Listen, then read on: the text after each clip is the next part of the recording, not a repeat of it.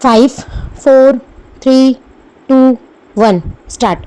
सभापति महोदय, यह मेरा परम सौभाग्य है कि आज इस अवसर पर मुझे देश के उन होनहार युवकों से बातचीत करने का मौका मिला है जो कि यहाँ पर उपाधि प्राप्त कर रहे हैं। दक्षिण भारत में जहाँ की अपनी अलग अलग भाषाएं हैं, गांधी के प्रयास और स्नेह से हिंदी के प्रचार का काम शुरू हुआ है। गांधी जी एक महान नेता ही नहीं थे बल्कि एक दार्शनिक भी थे। उन्होंने भारत की आज़ादी की लड़ाई को एक दिशा दी।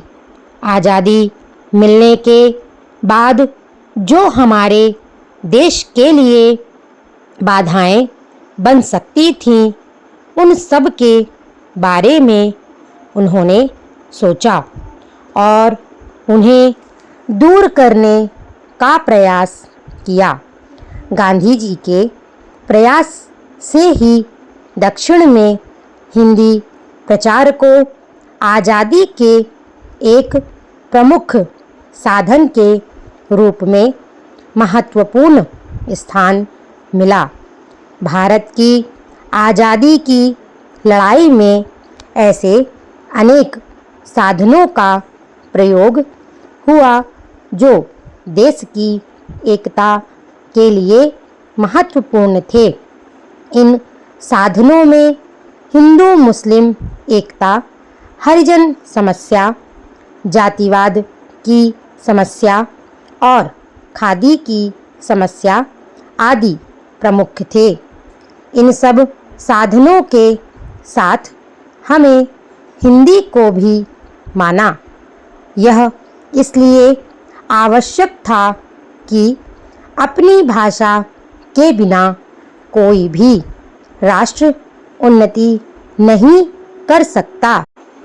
राष्ट्रभाषा हिंदी के बारे में लोगों में अनेक शंकाएं थीं कि दक्षिण भारत में हिंदी का विरोध होता है, परंतु मैं आपको यह बताना चाहता हूँ कि आज़ादी के पहले और आज़ादी की प्राप्ति के बाद भी दक्षिण में कभी भी यह भावना पैदा नहीं हुई कि वे हिंदी का विरोध करें। कुछ राजनीतिज्ञों ने अपने स्वार्थ के लिए भाषा को एक राजनीतिक साधन के रूप में अपनाया और जनता को गुमराह करने का प्रयास किया।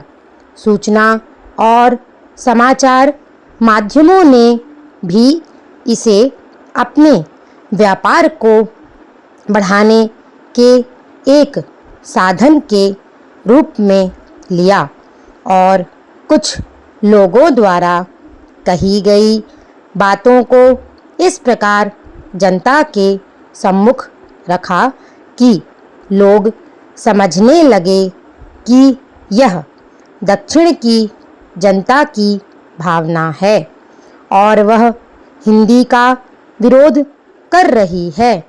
यह ठीक है कि उस समय यदि तुरंत सारा काम हिंदी में करना आरंभ कर दिया जाता तो दक्षिण ही नहीं, देश के अनेक भाषाभाषी लोगों को भी असुविधा होती।